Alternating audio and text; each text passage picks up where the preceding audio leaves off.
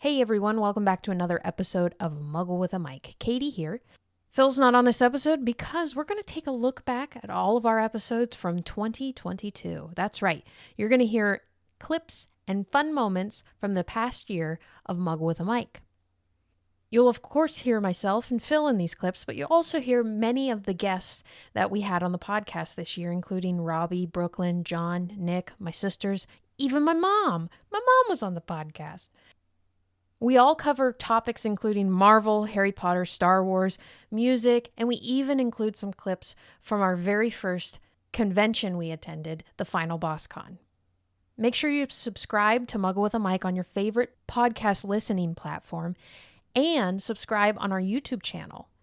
We upload clips for our upcoming episodes before they're available as a podcast, so make sure you go on there to get sneak peeks to the latest episodes. You can also find us on the socials, including Twitter, Instagram, TikTok, and Facebook at Muggle with a Mic. So let's take a look back at some of our favorite moments from 2022 on Muggle with a Mic. And make sure you subscribe to us to be alerted to all the upcoming Muggle with a Mic content and episodes. Let's get started. And then we'll also check out some mugs that we might have. Oh, okay. Well, first of all, I have Cedric Diggory right up there. Too soon? Very apropos, Phil. Matrix time. Are you ready? Do you have your Matrix attire ready? I don't. I don't actually have my Matrix attire. Do you want me to just do it? Yeah, you can Matrix it up. Mr. Anderson. Mr. Anderson. Blue pill? Phil, So, blue or red pill? or the red. For this movie, I think I got red pilled on this movie. I don't know. Wait, red pill meaning you want to stay in, or you want to be out of it? You don't want to be a part of it? Wait, what was your thoughts on the movie? Did you enjoy it? Well, okay. Let me read the synopsis real quick, and then we'll get into all that. Because Okay. All right. pardon the pun, but that's a white rabbit hole. This room again. Thank you very much, Stuart. What do you think about the mode of time travel? They kind of just glossed over it. I mean, I don't think it really, that wasn't the focus. It wasn't like Back to the Future where you had to explain it. It was a device to tell the story. Mm-hmm. And I think that was sufficient enough. It's just like, okay, well, this anomaly happens. Mm-hmm. Have it charted. It happens every so often. At that exact spot. In a rom-com, historical and scientific accuracy is not the number one thing. Right. Because there were a lot of, I'm not even going to go over all of them. There were a lot of historical inaccuracies with the date. Because like things that he'd mentioned based on what year he was from, things shouldn't have happened, or he wouldn't have known certain things like La Boheme and other things. But, and then when it comes to the science, I think that they didn't really explain it fully to almost use that as a reason to not make it scientifically inaccurate, because he just said you have to go the speed of, I don't know, what was the speed of you're falling? What's that called? Inertia? Or, the speed that you reach your maximum speed or whatever. Which for a human, it's like 122 miles an hour or something like that. But, I mean, I thought it was okay. He found a wormhole. What I don't get is... Well, luckily, the wormhole was over the river, so if you happen to miss it, at least you had a chance to survive. A very slim chance. How high is the Brooklyn Bridge off the water? Oh, pretty high, but I mean, that's why you want to go feet first and not like body or belly flop. Yeah, you don't want a cannonball. But so that was a week apart, right? So I don't understand why it was a week apart, but it's a wormhole back to the same day back in time. I think it's just a fixed point that okay. That anomaly just shows up, and I mean, I think you could travel either way, like on those dates. It was just unstable wormhole that just Yeah. connected those 2 days or whatever. So it's like a Or, well, I time guess the travel. other one, yeah, you're right though. I mean, I guess maybe it was a fixed point in the past, but in the future, it just whenever it opened, it would like, Right. So yeah, my I get what you're question saying. is, if, I mean, time travel, we're going to bend our minds again. Why were there not 2 Leopolds when she went back? Because he technically had done that day already. Well, he did, but then that's what he said. You going back, you may have to, kind of redo some stuff. But I think there was a potential to. You didn't really see him too much other than just coming in. Yeah, but But I'm technically, sure that if he had already lived that time when his uncle's yelling at him, you need to marry somebody, and he's getting dressed, and then he goes down there and dances with Miss Tree and everything, that there should have been 2 of him there. unless he was just hiding out, and then at the point he disappeared and ran out, but he did see Liv Schreiber again. Because he kept on, like when he was dancing, he was like looking over there, and he didn't try to Right, stop and he him or didn't anything follow that time. him. Yeah, so reasons. It's a rom-com. You aren't supposed to think about it too hard. I mean, because it makes sense once he gets up there and announces the girl who he's going to marry. He wasn't there, so that makes sense. Yeah, Cause that was already past the point of his right. point of departure when he left. Yeah. Yeah. This is where it's a rom-com. Just don't worry about it. Yeah, just don't worry about it. Yeah. Yeah. They didn't want to get too back to the future-y. Back to the future-y. Yeah, on it. I'm trying to see. How did you like the point where he like found his kind of trinket box like in the old house? Oh, under the mantelpiece? Yeah. Yeah, no, I love that kind of stuff. Like when I was 13 and watching this, I was like, even at that age I was thinking time travel is still possible. So this could actually happen. You were pulling on all the fixtures in your house and stuff, saying, trying to find signs. Yeah. And also, now I'm older and now I'm wanting it to be possible because now here's the question, Phil. Say you're Leopold or say, whoever, and you discover time travel. Like say I'm Kate. Mm-hmm. Now, would I do what she did? I've known this guy for a week, okay? And now I'm just going to up and leave my new VP position and follow him to 1876. Where you have no rights. Yeah. Where you'd probably be burned as a witch because like you'd be talking about stuff. I mean, and even the way she was dressed, I mean, like, because back then, like they were talking about like in one of our history classes, it's like you could be arrested if your dress was like 3 inches above your ankle. Yeah. I mean, like with women. So yeah, I mean, it would suck just because as a woman, you really wouldn't have any rights. I mean, yeah, I don't think she fully thought it through. It's kind of like in Frozen when Anna just accepts the marriage proposal to a guy she just met. It's like, think it through, Kate. I mean, you'll just give it time and maybe you'll find a Leopold here. I just don't know. He was charming, though. Well, and I do realize, I mean, he'd be better off if he went to the future because it's like, look at all the kind of the great stuff. However, I mean, that would change the future if he left permanently. So you couldn't really, because he invented all these things like the elevator. That's true. So if he ended up missing, then none of that stuff had happened. It'd change the course of history. Oh my gosh, headache. Yeah. So that was the only, I mean, she could go back. Maybe she could go back and visit the future. Maybe they both could. That wormhole happens every. He said 20 years. Couple months. No, he said 20 years. Well, snap. Yeah. I know. She comes back and Breckenmeyer's married and has kids with that girl and they're like 18 years old. And, oh my, I don't know.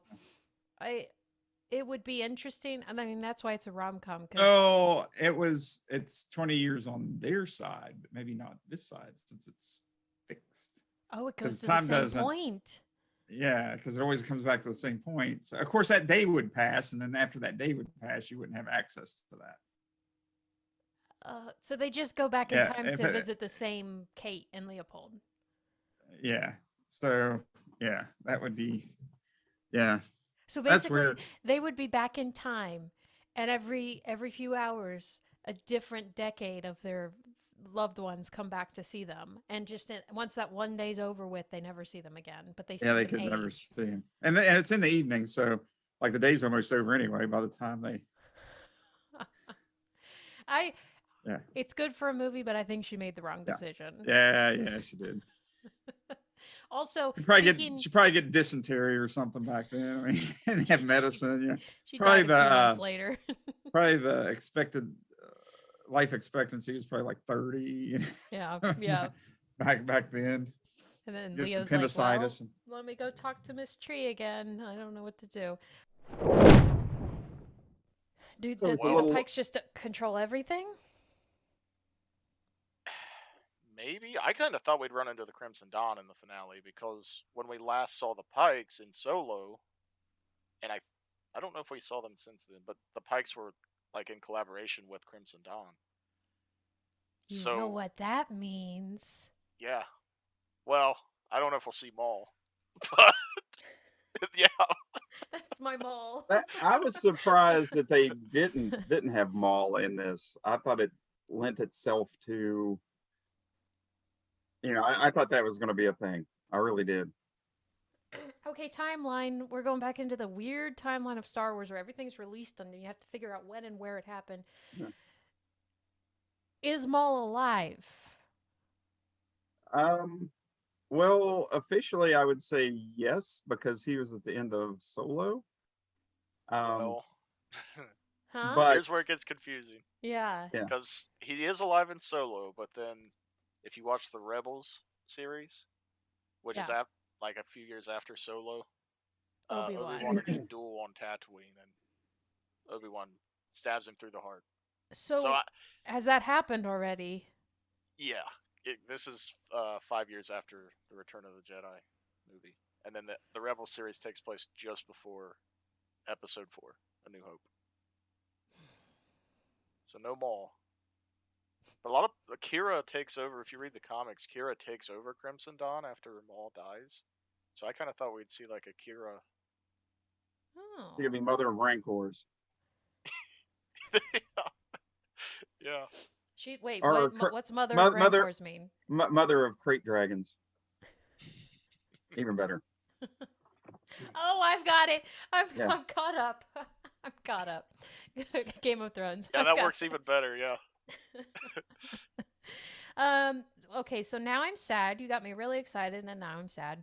I think that's almost the whole purpose of the show, more than it was to like tell Boba's story. I feel like all the Star Wars series, like given the fact that they basically dedicated 2 episodes to not Boba, was I think almost like maybe every Star Wars series is going to be like that, where it just bridges everything to Mandalorian. Maybe not Obi-Wan, but I wouldn't be surprised if in every other season or series they have Mando in it. I think they're building the whole entire timeline around Mando right now, because Mando is pretty much a well-liked character, and then along with Mando comes Grogu, and everyone loves Grogu, so they're going to want to. That's awesome. Oh, that's great. I'm Pedro Pascal in the recording studio. That's right. Yeah. Maybe. Phil. I'm sure it's gonna be hard. Here we go. Thank you. Here we go. Boba Fett is a cold-blooded killer who worked for the Empire.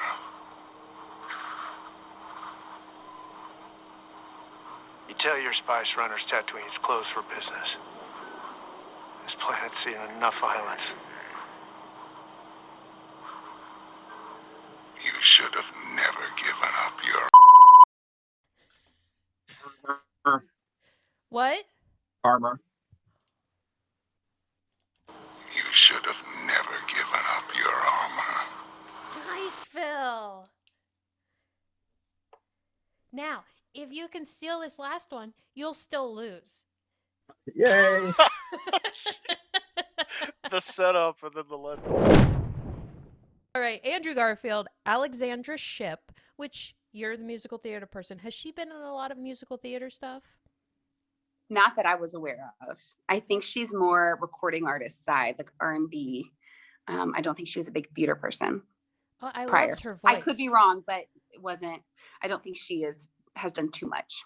Gotcha. I saw she did a lot of X-Men stuff and some other things. She was on Victorious. Do you remember that Nickelodeon show? Yes. Fascinating. I did not know this. Yeah, there you go. I love IMDb. Robin DeJesus, which he was in Rent. That was his first Broadway role. So again, we're going to keep going into all these people that are just connected. Vanessa Hudgens, which everyone, especially in our generation, knows her from High School Musical. And she was a happy surprise, I thought, in this movie. She really did great, I thought. I'm going to be honest. Be honest. I love every human. Most humans. There's some right now that I really don't like, but by the way, prayers for Ukraine right now. I'd like to say that kind of stuff because it marks it throughout the every podcast episode. But sure, what's going on over there is just terrible, and prayers to everyone over there.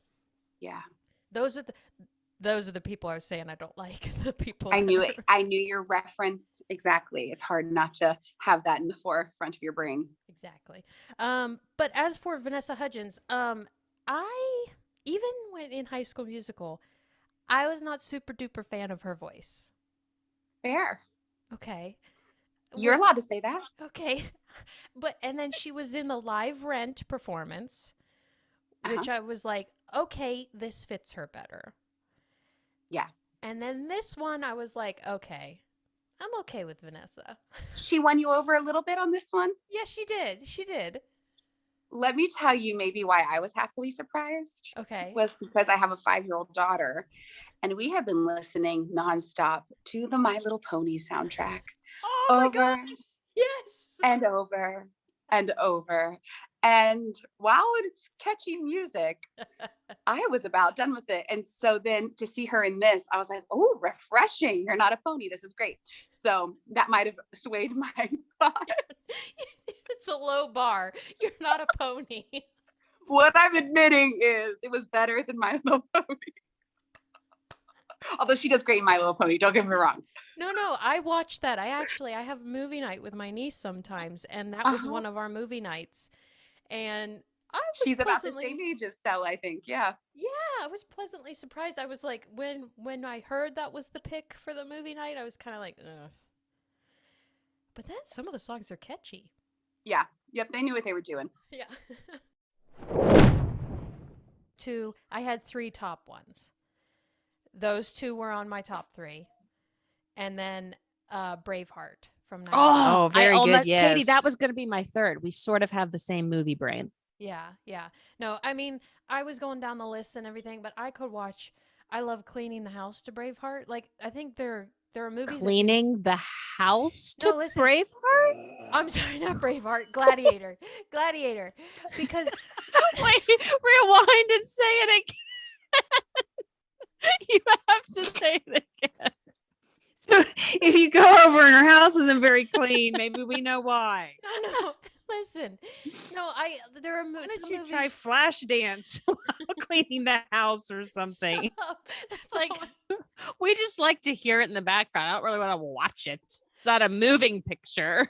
Okay, so here's the deal. Stop it. This is why I was predicting when my sisters were going to be on here. We'll never forget that. Yeah. Okay, no, like The Office. People do things and get chores done around the house when one of their favorite shows are on. It's like listening to a podcast. Okay, moving on. Hold on, Katie's over. Let's put Braveheart in. Maybe she'll clean my house. I'm sure Mel Gibson would love to hear. Oh, you clean your house to my movie. We're totally taking all of this out. Oh, I love it. It's funny. It was actually Gladiator because I know the movie so well. I don't have to watch it. I just have to hear it and I can picture it in my head. So there you go. Thanks. No, that's a really great point. I can too. That combined with the music, combined with you can just picture the scenes, every single one. His hand over the field of wheat and everything. Yes. Yeah. Yeah. I did like the dynamic too in this movie, how, here you had like Mel Gibson, his character has been like battle weary. He's just like, want to go make rocking chairs and be a farmer. And, Yeah. I've just seen wants it and left I'm not alone. anxious to, everybody else is all, let's go fight. And he's, his son even is like, I want to go fight. And, at that town meeting, he's like, I've been there. And like, when war comes knocking on your door, you kind of change your tune. It's like, you're gonna. The line that he said, let me find it because it's really good. When he stands up there and he's talking to the other guys. It was. I can't remember what it was. It was would you rather fight a tyrant 3,000 miles away or 3,000 3,000 tyrants 1 mile away? Yeah.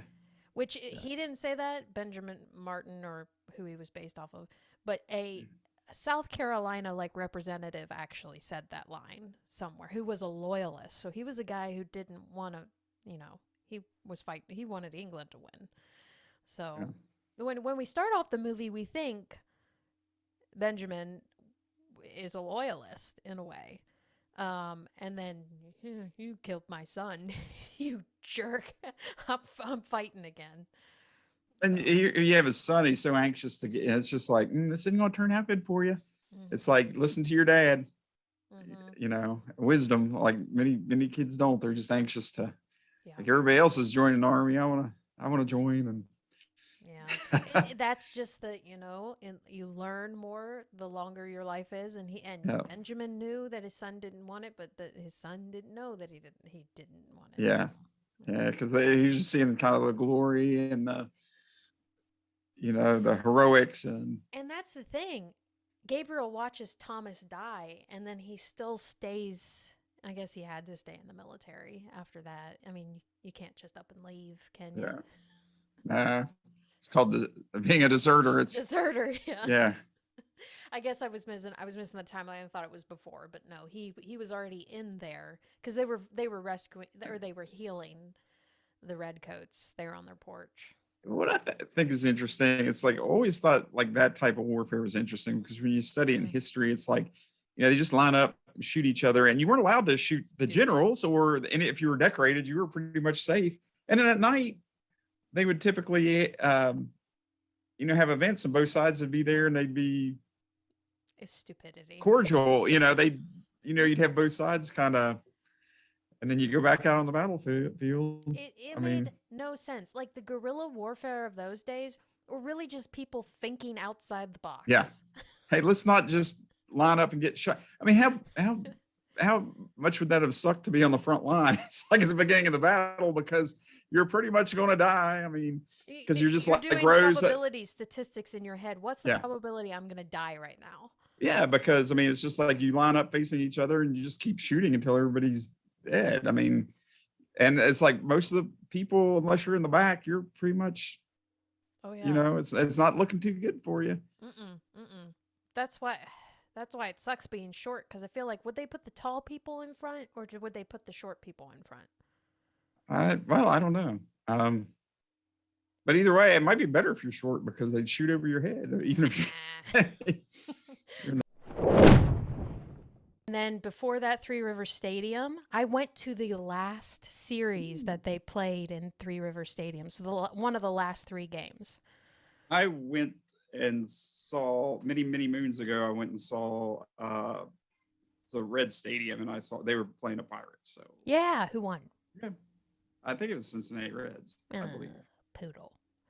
That's probably been 10 years ago. So, hey, I'll tell you what, let's get this out of the way because I'm thirsty. Show me your mug. You got a mug? Yes, I do. And I was just about to transition. I have a whole baseball themed snack area here for me. Oh, goodness. Okay. So I have a bowl of peanuts, which will be really great for the sound. Oh. For the episode. Let me crack a bunch of them. Sorry, not cracking them later, and I can eat them.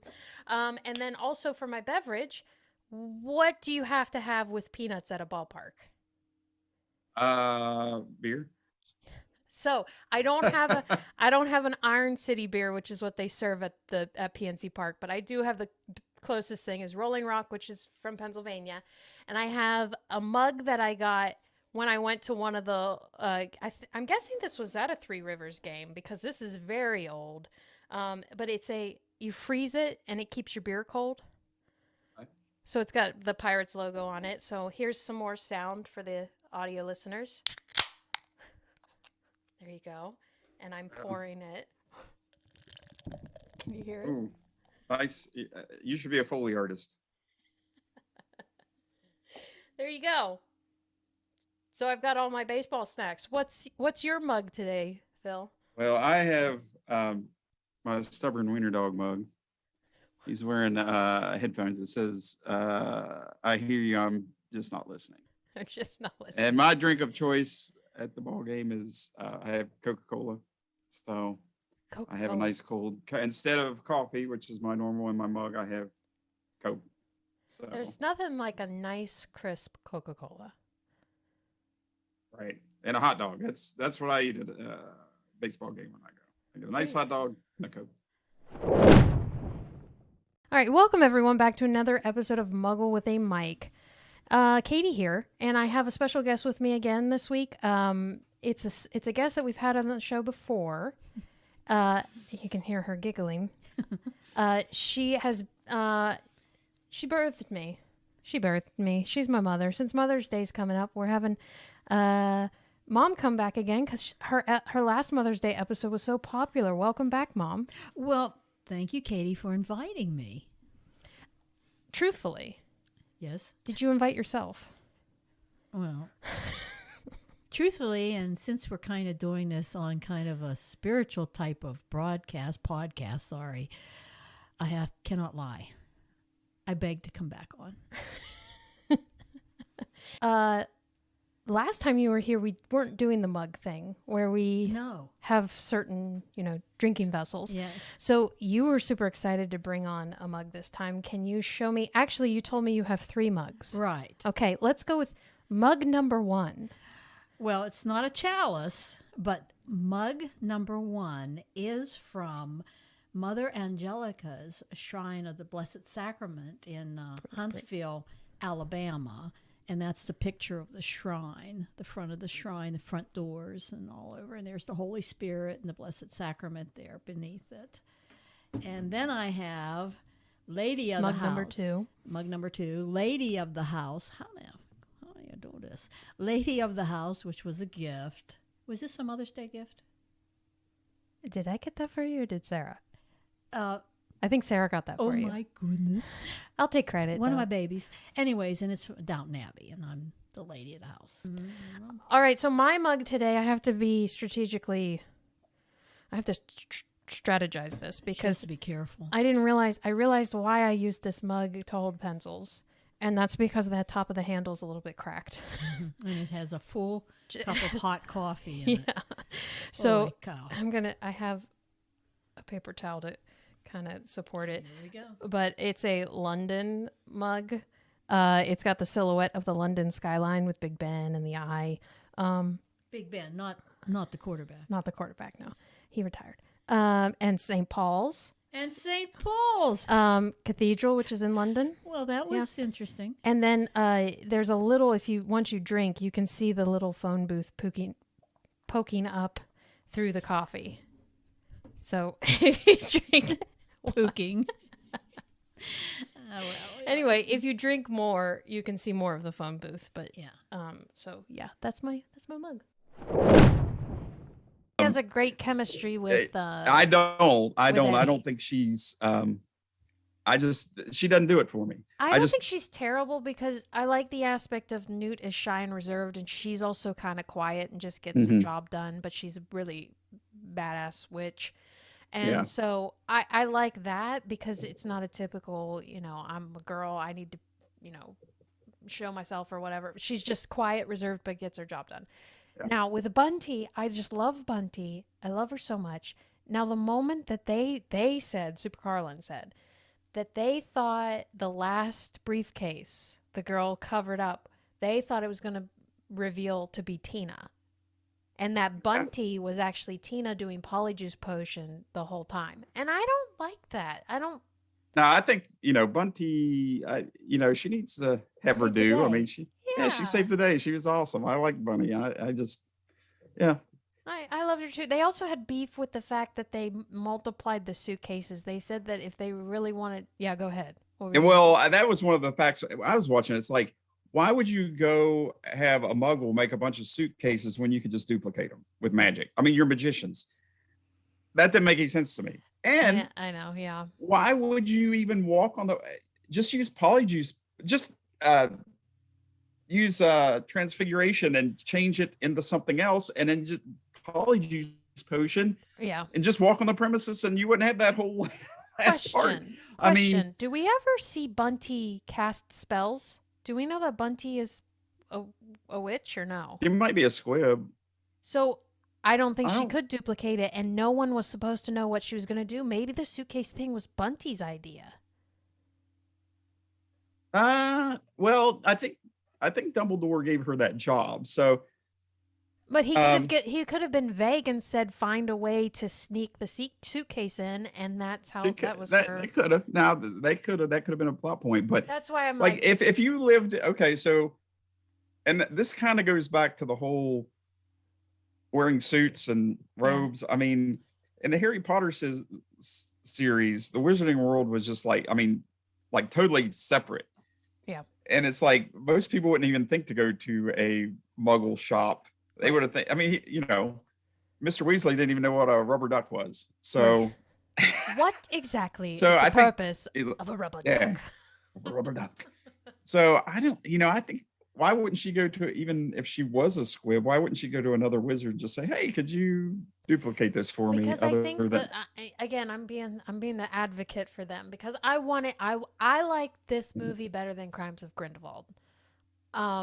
I just thought it was more entertaining. There was more stuff going on, and I liked it. Could it be explained? Probably not, but I liked it. But I think that almost they did it without magic, because in Crimes of Grindelwald they follow with the bracelets what Dumbledore's casting. So maybe Dumbledore thought people were watching people, and they are so high and mighty. Secret-y. Yeah, they're so high and mighty. They're not going to watch a squib if that is what she is.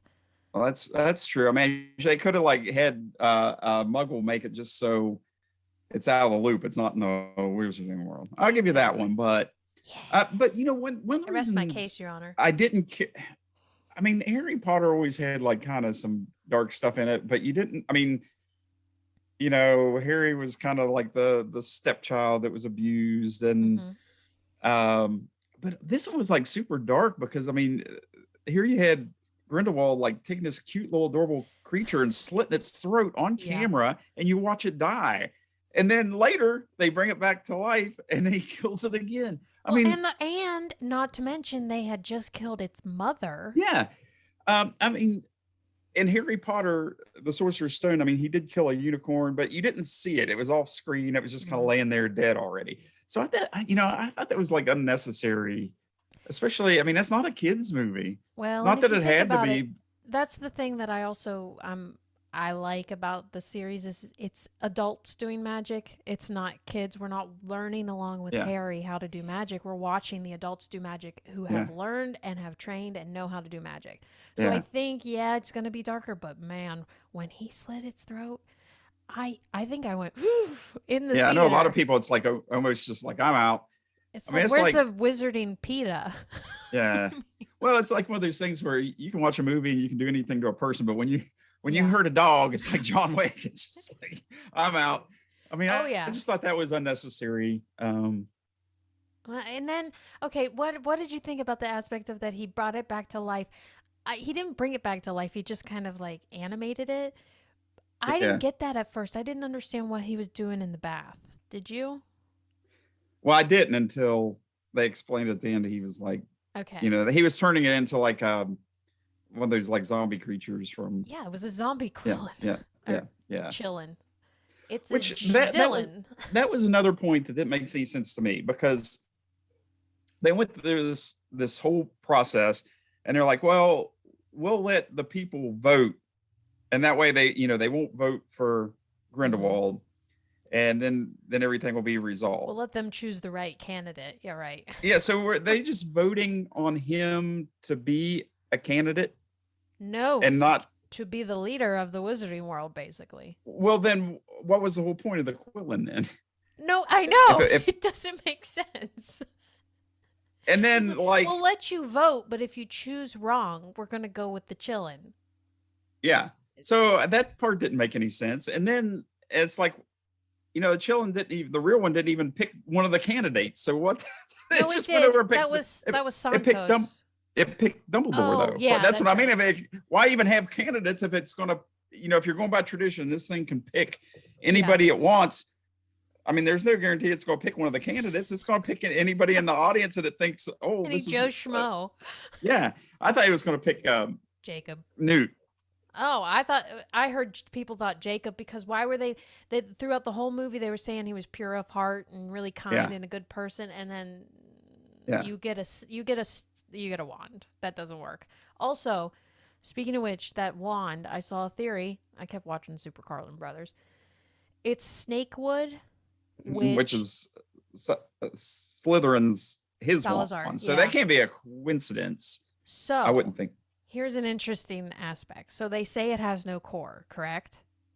Mm-hmm. We don't know that for certain, but we know it doesn't work. He hasn't been able to get it to work.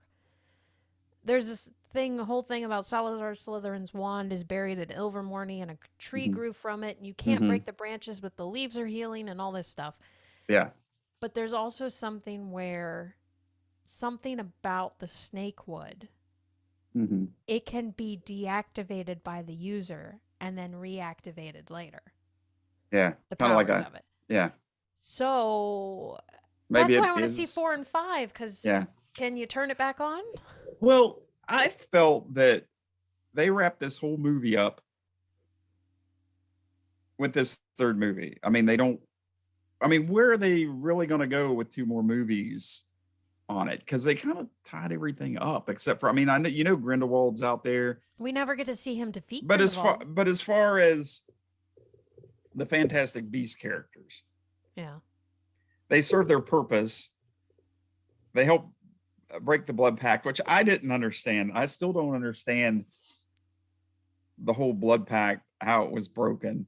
To me, that was just kind of some they couldn't figure out how to write their way out of it. It's just like, I was doing good magic, he was doing bad magic, and the streams crossed and it blew up the blood pact. And at the beginning of the movie, he said it was like a cheat code because Aberforth was doing it. So Dumbledore supplied extra power, but the spell was actually coming from Aberforth. Yeah, but what did that even have to do with the blood pact? Nothing. Because Dumbledore couldn't act on them. Yeah, but why would that deactivate the blood pact? And when they were fighting, were they inside of I don't know, where did they go? Amulet? Because nobody else was really saw. Well, the other thing is, so Dumbledore goes and he does a spell. So why isn't that necklace thing, why isn't it choking him? Well, here's a better one for you. Like at the beginning of the movie, first of all, at the beginning of the movie, they meet at like that restaurant. And he's just like, well, do you want to undo it? And he's just like, well, if you can undo it, why don't you just undo it? Because Grindelwald says, didn't he say at the beginning, it's like, do you want to undo this? Or, I don't think they had a choice. Why were they even talking about it if they don't have a choice? Yeah, but I thought he did. I thought he said something like, unmake it or something like that. But it's been a while since I've seen it, but I remember watching and I'm like, wow, that's weird. If they can undo it, why don't you just undo it? I was so confused in that first scene. And then the theory is that, one of the theories is that Dumbledore loves Grindelwald, but Grindelwald does not love Dumbledore anymore. Yeah. Maybe at one point when they made the pact, he did. And so that's why, I don't know. And here's another thing. Like when they were explaining that, he had the necklace, the amulet around his wrist, and it started like cutting off the circulation. He's like, even if I think about betraying him, it'll well, it's like you're conspiring with 5 or 6 other people. Aren't you like, you're, so wouldn't it be like killing you now, like when you're on the train, conspiring to take him out? And that's the other reason why Dumbledore probably wasn't involved in any of the planning of this, because all of the stuff they were doing was to go after Grindelwald. Yeah. And I don't know.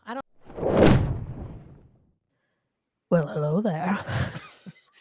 Hello there. All right, welcome everyone back to another episode of Muggle with a Mic. Katie here, and I have 2 special guests here today. Well, Phil, the usual guest that's on almost every episode, is joining me. Hey, Phil. Hi. Can you hear me? Yes. There's a delay. We'll deal with it. There's a little bit of a delay because we're having thunderstorms here, but Okay. we're gonna. A little bit of a delay. Yeah, we'll be good. And we also are joined. This is a Star Wars episode, so we are joined by Jedi Master Roberto. Hello, Robbie. Hello, hello. Thanks for having me back. Welcome back. We have lost Phil's video. We have made it 38 seconds. See him. He just reappeared like Liam. So we're gonna do mugs. Okay. Who wants to go with their mug first? I'll go with my mug first. Okay, Phil. Are we recording now? Yeah. Whoops. Couldn't you tell my voice changed to more professional? Okay. Well, let me show you my mug.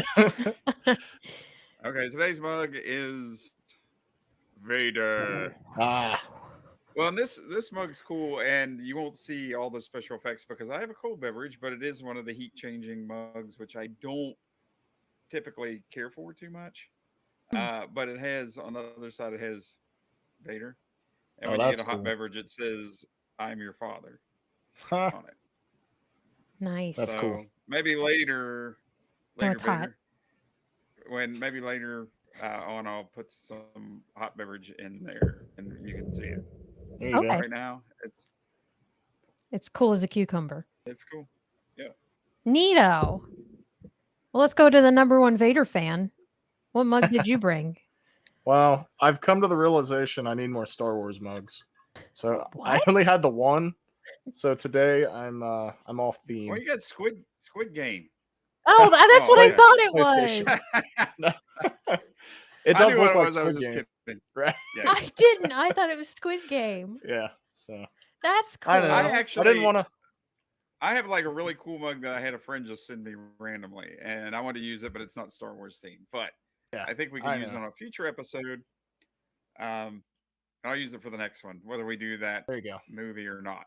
And I'll go shopping for Star Wars mugs because I only have one. Slacker. I Slacker. Well, don't worry. I don't have a Katie, Star Wars is one yours either. gonna be a tiki No. Tiki Yoda mug? I thought 3 times was too much, even though I have 2 of them. So technically I wasn't using the same mug. But no, I actually bought this myself. I'm pretty excited about it. It is not Star Wars themed, although my shirt is. Fun little fact about this shirt. It's Brew Through. May the brew be with you. And it's from Brew Through in the Outer Banks, which I love. And I have tons of shirts from every year that I went there, even when I couldn't drink. Anywho, but this is on point with color theme, but it says, "What's yins drinking?" In Pittsburgh, it's slang for yins, for you guys or whatever, Yins, you yeah. people. What yins drinking? So with this in mind, I would like yins to choose my beverage. Okay? I have 3 beverages. All are in honor of Ewan McGregor. They are all Scottish beverages. Scottish Sriracha sauce. I want you to get a mug of sriracha. No. And just Okay, down so our first option, this is just what I had in the house. Bellhaven Scottish Ale. Okay. We have Iron Brew, which is like an orange, I guess you could call it orange drink. Phil knows what this is, right? Iron Brew. Iron Brew. It's Brew. Iron Brew, bro. Anyway, so that's the third option. That's like a soda. Or second option. This is the third option. This is the one I'm hoping you choose. Sassenach whiskey. Ooh. In a beautiful bottle. I hardly ever drink this, as you can tell.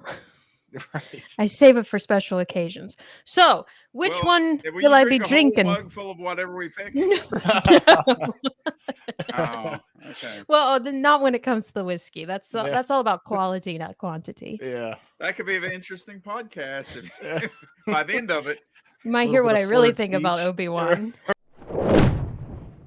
The synopsis: when the CIA's most skilled operative, whose true identity is known to none, accidentally uncovers dark agency secrets, a psychopathic former colleague puts a bounty on his head, setting off a global manhunt by international assassins. It was directed by the Russo brothers, which we all know for all the Avengers stuff and Marvel, but they also were involved with the TV show Community, and they're currently in post-production for a show called Citadel, which will be a TV series, but the plot is being kept under wraps, and it's described as an action-packed spy series starring Priyanka Chopra Jonas, my sister Sarah will love this, Richard Madden, and Stanley Tucci. That sounds cool.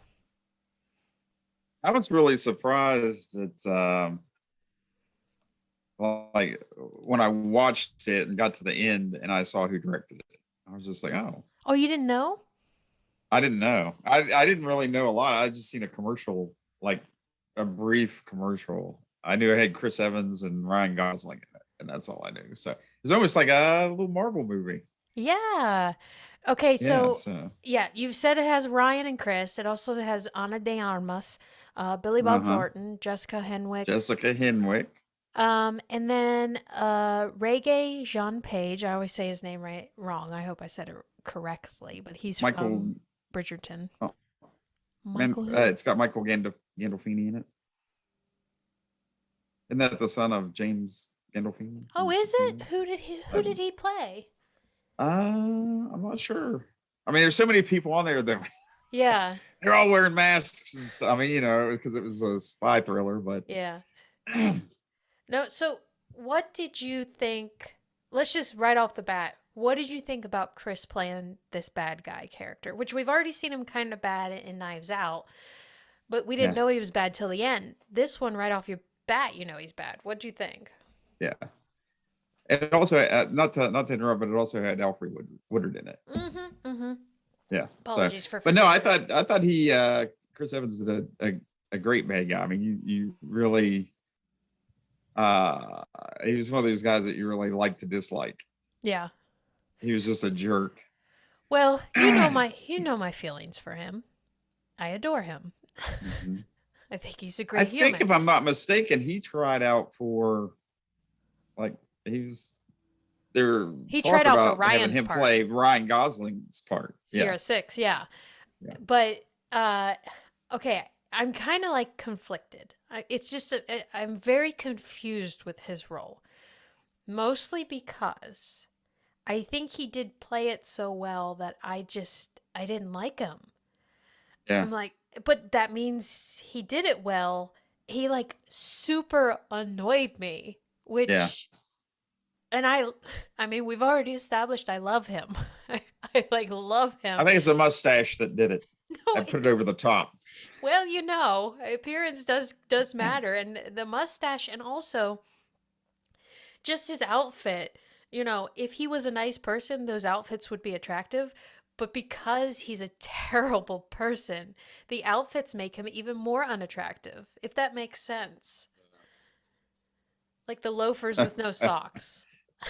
Yeah. He was funny. I mean, you really disliked him. Oh, especially since he was willing to, I mean, just put kids in danger. And I mean, it was like, you know, because the other people in the government were talking to him. He said, well, I'm a free agent. That means I can do anything I want. I don't have to play by your rules. And, you know, he would pull no punches.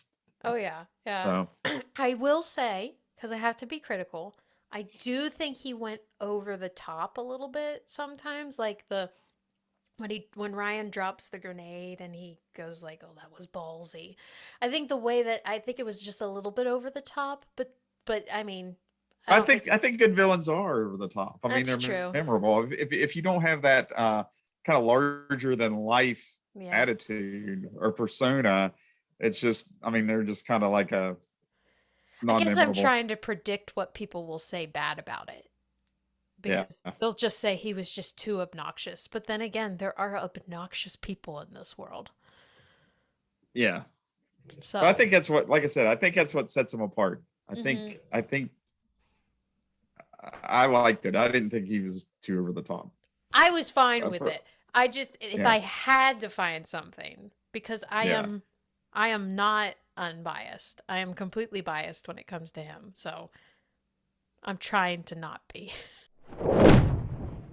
Well, technically, we've been here for like 4 hours. 4 hours because we had to set up. But yes, no. the con has been going on since 10, and big fun. A lot of booths, a lot of vendors, a lot of people doing cosplay. Yeah, we saw Bane we did see Bane, and then earlier we had Wolverine and Spider-Man at the booth. Yeah. I really want to get, like I said, I really want to. Goku. I saw Goku go past. I really want to get Bane on here because we were talking. We didn't know if he had the voice or not. Yeah. If the mask made his voice different. Let's not stand here unceremonious, Mr. Wayne. Ah, that's good. That's awesome. If I had the cup. That's awesome. Oh, so is Bane your favorite? When I was in the Army, I was nicknamed Bane way before The Dark Knight came out. I was nicknamed after the Batman Robin Bane. Yeah. Oh, that's got cool. the symbol tattooed on my back. That was my nickname in the Army. Okay. I used to be really big. Awesome. Well, thank you for your service. Thank you. Thank you very much. Yeah. And did you? Your costume? Did you do it yourself? Or? Yeah. Okay. Yeah, we had put together. I looked at pictures online, and I took my paratrooper pack tray and my paratrooper cords and stuff. And yeah. Took some of my body armor and made this. That's cool. Not too bad. I think. I mean, that's what I've heard. It's going to be set in the 90s. Yeah. But again, I don't know. Anytime you do like all the prequel material that they have, where they're kind of going back before the first episode, I think it kind of destroys the original. Yeah. It undermines it because there's. Are you doing this in reference to Star Wars? That did happen in Star Wars, but I mean, I don't know. So, but wait, what are you talking about? You talking about Stranger Things prequel? You want them to do? Well, a prequel? no. But they kind okay. of went back with this and did Eleven's backstory. Oh yeah. But it kind of contradicts things, I have to say, 11 is awesome. I love when 11 is with the friends, the core characters. But when she's not, and they're doing that whole backstory, even in the other seasons when she went to the city and she was with those other kids like her, I don't enjoy those. Yeah. I mean, it's just like, in the first season, that's kind of how Elle and Mike met. Yeah. Mike was getting bullied, and she came along, and she, kind of went medieval on him, and made the one, broke one kid's like arm or leg, and made him wet his pants, and then like, because she didn't know what bullying was, she was just like, "What's bullying?" You know. But then you get here, and it's just like, they go back, and she was being bullied that whole time before she met Mike. Yeah. Although, I mean, I guess she kind of didn't remember it, but then. That although was an interesting take that they told us a story that even Elle forgot. Yeah, but then like she's getting bullied and she didn't want to tell Mike. Well, and then hypocrite. Yeah, and then she just like, hits that girl in the face with a skate, and he's like, "Oh my gosh, I can't believe." I know. Like, well, you just broke. She just broke this guy's arm that was like beating you up and made him wet his pants. So I mean, it's like, why can't you believe? Double standard. Yeah, I mean, so I mean, what I mean? It kind of like. It pretends like, oh, we forgot about this part of the first season. Right. So, I don't know. It just kind of... It's inconsistent I think with the characters. You see a lot of inconsistencies when they go back and they do prequel material. And I think it just kind of waters down the story a bit. Well, okay, so when the Duffer Brothers wrote this, all along they knew Vecna was going to be the big general guy. Mm-hmm. And they knew, I'm assuming they knew he was one. So... why didn't they get that story straight? I guess the Vecna part's right, but it's true that the part with Elle forgetting and then her characteristics changing, it's not seamless. Well, and then another point was like, when they were in Upside Down and they were looking at the diary and it was dated, it's like, oh my gosh, it's like, we're like the Upside Down, I guess, is stuck in that year that the Upside Down. Well, why was it that year? Why wasn't it when the first time Elle opened up the portal and sent Vecna? Right, when one, yeah. Yeah, so Yeah, because it was Nancy's diary. It was like, it's stuck in like 84, 80. Because Vecna didn't create the Upside Down in 1980, whatever. He created it when El put him in there. Yeah, I mean, I think it was already existing. He just, I mean, it was already in existence, but it was the first time it was opened. So what's the difference between the first time it was open and when she opened it, like, in season 1? I wonder what was the time frame between when she sent him back there to when she got picked up by Hopper? I think because that was probably the same day. Yeah, remember? I think it was like I think the pre stuff was like in the 78 or something like that. So what I'm saying is like the time when she put Vecna in there, or Henry's his name, right? Yeah. When she put him in there, and then Papa came and found her, did she run out of the building, and that's when season 1 picks up? I would assume. So that would be the same time. So that's when Upside Down froze at that moment on episode 1. Do you know what I mean? Yeah, but that's a good question. I mean, I don't know. I mean, 'cause she did kind of look younger then, though. Yeah. Well, like I said earlier to Elizabeth, my friend, I said the show spans about a year and a half or 2, but it's taken like 6 years to film that. Yeah. So the kids like age like rapidly faster. Well, dates to be determined. Aladdin 2, which I didn't think the first one did that well. I didn't think it did either, and I watched that one. I mean, it was okay. Yeah. I haven't watched it, but then we have all the drama with Will Smith and the slap heard around the world. I know. So I don't know. think the genie, like the whole movie will either succeed or crumble based on the genie's performance. So do you think they can recast him? I don't know. Do you think that they will? I think they could, because the film didn't do that good. So I don't think anyone will be crushed if he doesn't come back.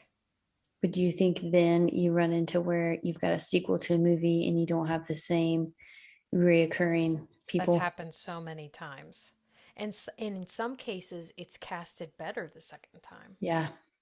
Well, I think the genie is the most important role in Aladdin.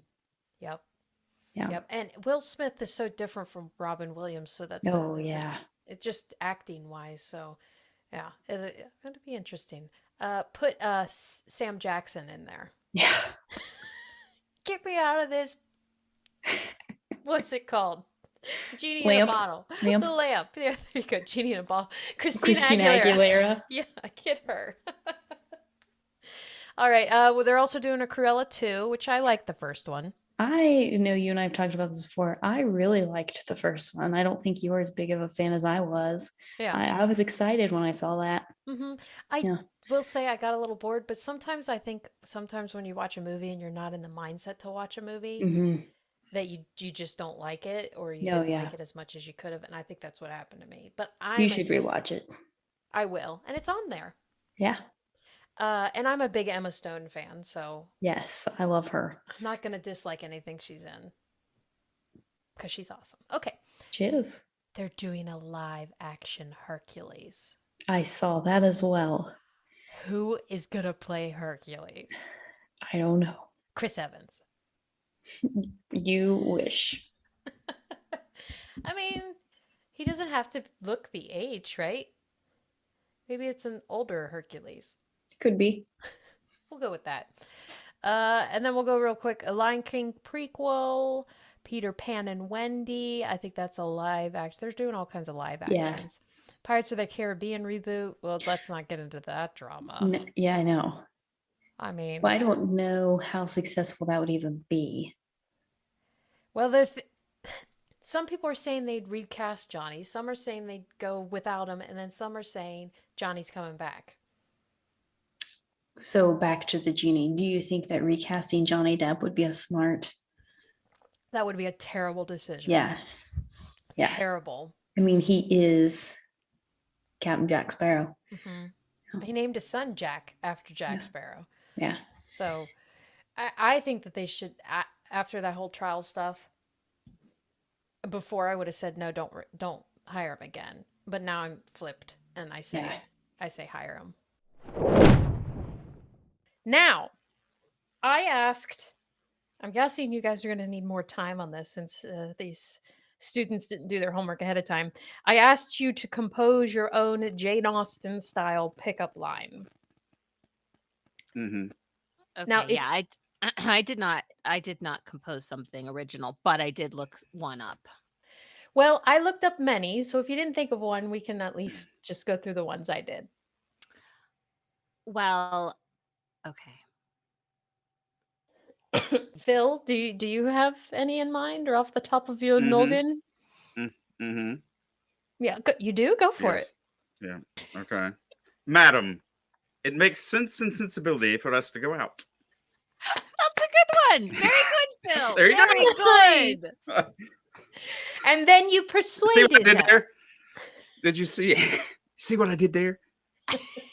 He snuck a title in. I see that. Yeah, I did. Very Sense and good. sensibility. Yeah. Sarah, what was yours? Well, I mean, there is it's from the movie. You've bewitched me body and soul, and I love you. Okay, now actually, so Stole I found that this from Darcy. I mean, I stole it from Jane Austen. But this there was actually a in the 1700s. This was published in New York in 1799. It was called The New Academy of Compliments. So this was an actual book for gentlemen to read up to up their dating game. And it said it was full of advice for, quote, proceeding in amours to the highest perfection. And one of the, I guess you could call it a pickup line is, I have a long time been broiling on the flames of ardent affection toward your dear self. Wow. Those are actual things somebody say to somebody. That's hot. I don't know that it worked back then, but I don't think that would work today. At that time, I would think that would be quite forward of him to say that. Yes. Oh, yes. Well, I made up one. And it does have some, it's sort of a historical reference, so it needs some explanation beforehand, okay? So there was a drink called a hot flannel back in the day.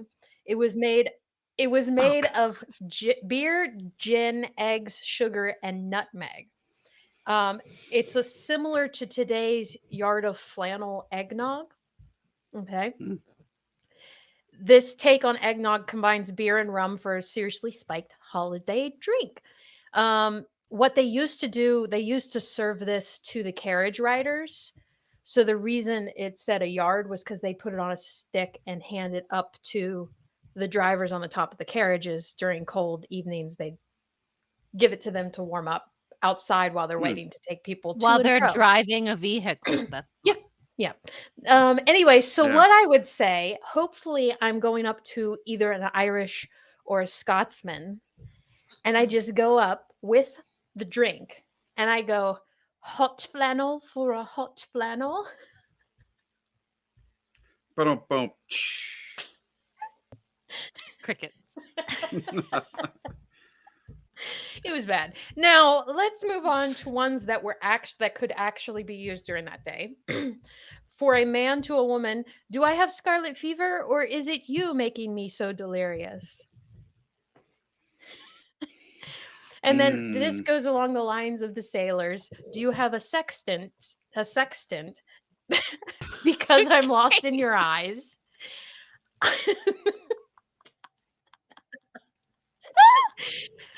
And then if you were a carriage, this is to a man, from a woman to a man. If you were a carriage, you'd be a hansom, because a hansom is a two-wheeled horse-drawn carriage accommodating two inside and the driver seated behind. There you go.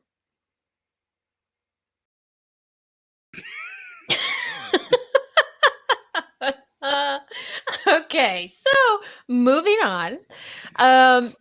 You're hosting the ball. I'm clearly not getting a dance, but I think Phil and Sarah are getting a dance partner. So I would dance with you, Katie. After I said hot flannel for a hot flannel?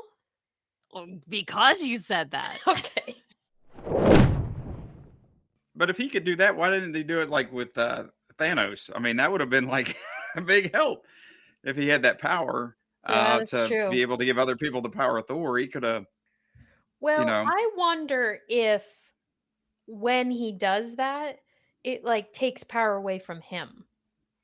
It almost made me think they were stealing from DC, like Shazam at the end, where Shazam gave all his brothers and sisters the power of Shazam. Yeah, yeah. And almost like I was like, they're copying DC. I'm just saying, if I was one of those kids and I got that power, okay, when the girl like knee slides, it was super cool. If I was one of those kids, I would have been like on cloud 9, being able to be a little mini Thor. Yeah. I mean, that would have been cool. And that's, I guess, one of the things that Taika Waititi was telling Chris Hemsworth, that he wanted this movie to, like, what would a 7-year-old like? And he wanted to put that in the movie, like all the things. So I guess, kind of like all the kind of silly humor and that stuff. It's just like, it's for I guess a kid. That kind of fits the bill. But the kids would find the goats hilarious. Yeah. Yeah. But then you have like swearing and stuff when the kid's watching it. So it's like, who's the audience for? Yeah. I don't know. Exactly. Yeah. Let's get back to a couple more things on Johnny Dangerously, and then I have a quiz about Michael Keaton because I love Michael Keaton. He's Batman. He's Batman. Every answer. Batman. Oh, there we go. We don't have to do the quiz because. What about Beetlejuice? Did you like Beetlejuice? I did like Beetlejuice when I was younger. I watched that movie so many times. I'm shocked because it's kind of scary, but like the thing with the shrunken head and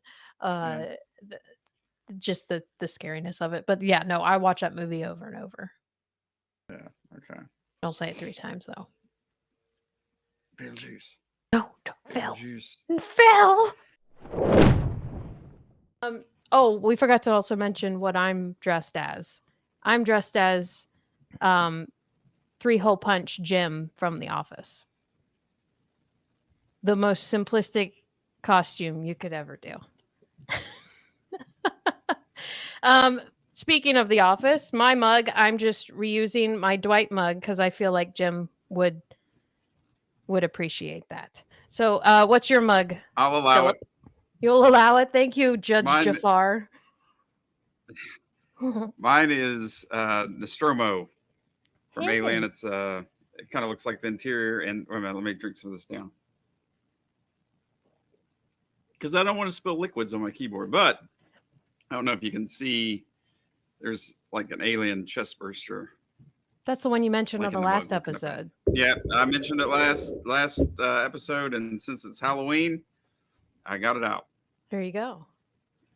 There you go. I feel like some of us put in more effort than others. Yeah. He looked at me when he said that. Reusing mugs. Hey. Well, this mug is Simplistic costumes. No, the mug goes with the costume. I had to go with this one. I couldn't go with any other one. I'll allow it. Identity theft is not a joke, Phil. Jafar. Millions of monsters suffer from it every Halloween.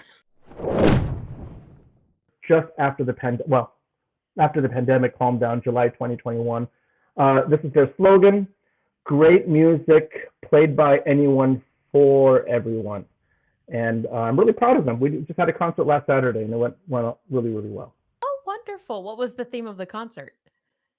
Well, it was a mix because it is mainly some Brahms, but because it was October 29th, we said, okay, what the heck, we'll throw some Halloween in.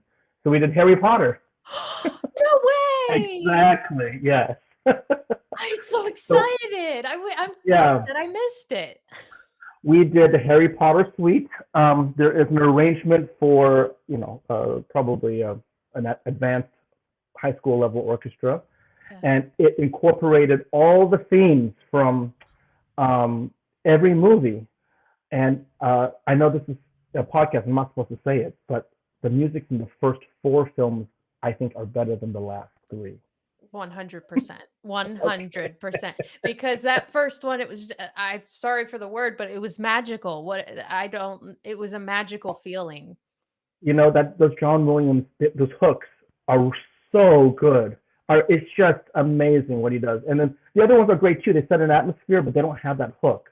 Right. They don't have the thing that says, I know exactly what theme that is. You hear the Hogwarts Hall theme, you know what it is. You know the owl theme, Hedwig theme.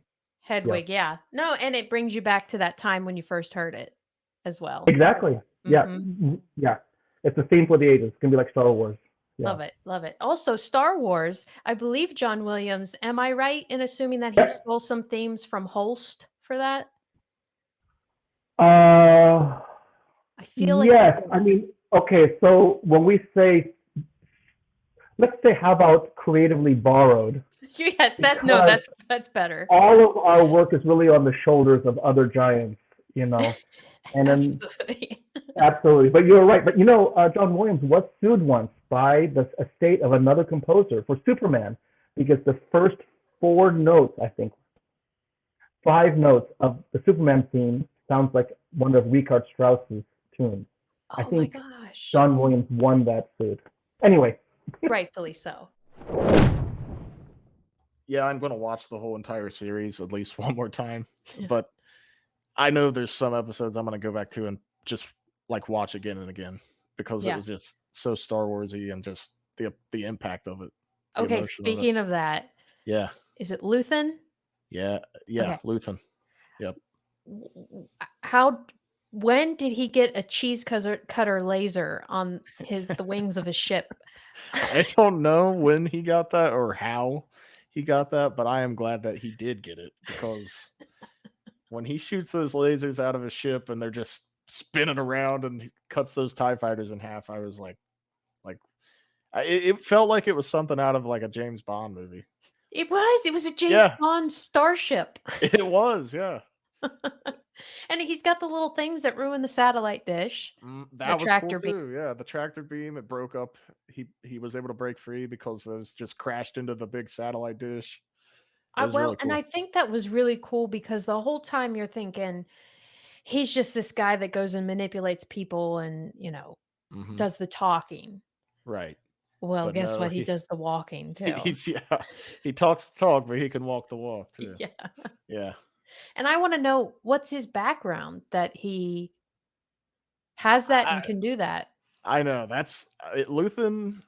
There's like I said, the whole cast has been great, but I think Luthen is my the character I'm most intrigued by because he seems like a very, very early founder of the rebellion. You can see the show alludes to hey, there's these rebel cells out and about, but we're not unified, and that's Luthen's vision. He wants everyone to ally, to work together, pledge allegiance to each other, and work together to take down the tyranny. But it just hasn't happened yet. Obviously, we know that happens based on the greater timeline, but it's kind of alluding to Luthen being one of the kind of founding fathers of the Rebel Alliance.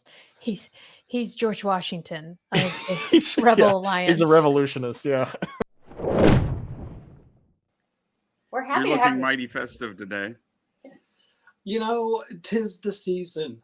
I really do dress like this all through January as well, just to make sure I don't get those gloomies that set in.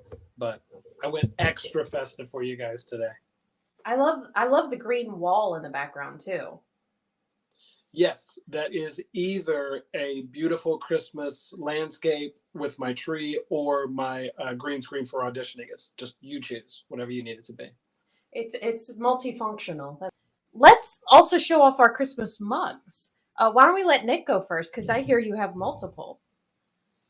Well, I do have my one porcelain Christmas mug here. This actually my wife's, and she's allowed me to use it for this purpose. Oh, geez, I'm just kidding. For this purpose, and only because I rarely have the occasion to show this off. In the holiday tradition, I have a Halloween mug that I would like to share with you as well.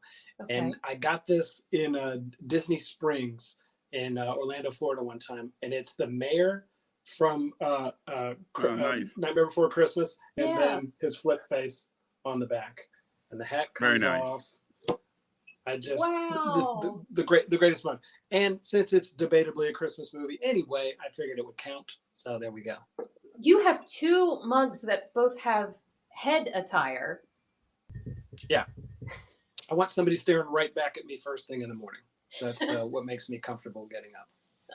That wakes you up right away when you're staring at the mayor. Yeah. Two cold, dead eyes focused right here. Yeah. All right, that's the end of our 2022 recap of Muggle with a Mic. Thanks for joining us this year on all of our episodes. We had a blast and we hope you did too. Please stay tuned for the next year because we're going to keep on going. And we've got some fun ideas planned, including another convention. So stay tuned and thanks for listening, you muggles.